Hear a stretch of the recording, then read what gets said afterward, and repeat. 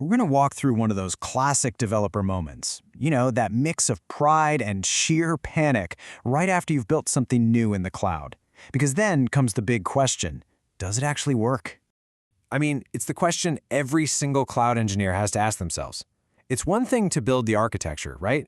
But you have to test it, and test it rigorously, just to be sure every single piece is talking to the others the way it's supposed to. So one of the best ways to learn is to just watch someone else go through it. So that's what we're going to do. We're going to follow a student's project step by step and see exactly how they tested, debugged, and finally got their network up and running. Now, the heart and soul of this whole project is the Amazon VPC, the virtual private cloud. The easiest way to think about it is like having your own private, fenced-off little corner of the AWS cloud. It's designed to keep all your stuff secure and totally isolated from the public internet. So what was the mission here? Well, the goal was pretty straightforward. Build and test a fully functional private cloud network inside of AWS. Honestly, this is a foundational skill for anyone who wants to work in cloud infrastructure. And here's the game plan. This was not a simple little setup. It involved creating both public and private subnets and then layering on all this security. You've got route tables to tell the traffic where to go, you've got network ACLs, which are kind of like firewalls for the whole subnet, and then security groups to protect the individual servers. And of course, the last and most critical step, test everything. And you know how it goes in development? The very first test immediately hit a snag. It's that moment of frustration every single person who builds things knows all too well. Oof. And this right here, this captures that exact moment. A big, angry, red, failed to connect error. The student tried to get into their brand new public server for the very first time, and the network just went, nope, access denied. So what was the fix? Well, pretty quickly, the student realized there was a mismatch. See, the security group was set up to let in web traffic, but they were trying to connect using SSH, which is a totally different language, basically. Once they spotted that, the fix was easy. Just add a new rule to let the SSH traffic in. Okay, so getting into the public server. That was just step one. The next challenge was way trickier. Could the servers inside the network actually talk to each other? To test this out, they used the classic ping command. And honestly, the best way to think about ping is to imagine one server just shouting, "Hello," out into the network, and then listening really carefully to see if the other server shouts, "Hello," back. It's the most basic "Are you alive?" test there is. Now, what's so telling about this is just the silence.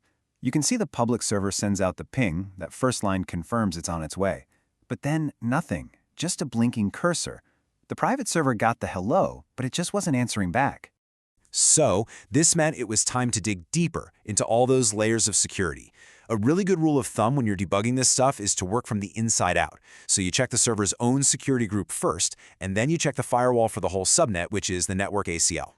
And here it is, the payoff. After a little detective work and updating the rules in both the network ACLs and the security group to allow this kind of traffic, the pings start flying. You see that stream of replies? That is the beautiful, beautiful sight of a healthy internal network. The private server is finally shouting, "Hello," back, loud and clear. So great, the internal network is working. But let's be real, a public server isn't all that useful if it can't actually connect to the public internet. This was it, the final test. And for this, our student needed a more powerful tool. They upgraded from ping to curl. You can see the difference right here. While ping just asks, "Hey, are you there?" curl goes a whole step further.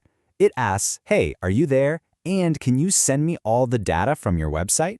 It is a much more complete test of real internet connectivity. And this is that "we did it" moment captured on screen. The student runs the curl command, points it at a website out on the internet, and what comes back is the entire HTML source code for that page. This is it. This is the undeniable proof that the whole network is working perfectly, inside and out. So the project was a success. But what's the big takeaway from this whole troubleshooting journey? Because it's not just about commands and settings. I absolutely love this reflection from the student. The biggest challenge wasn't some super technical problem. It was just the mental load of keeping all the different pieces, the subnets, the NACLs, the security groups, straight in their head. It's such a powerful reminder that in these complex systems, just being organized is half the battle.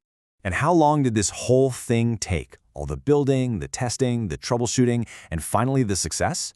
About 40 minutes. I mean, that really puts it all into perspective, doesn't it? A complex networking project, complete with real-world problems, all solved in under an hour.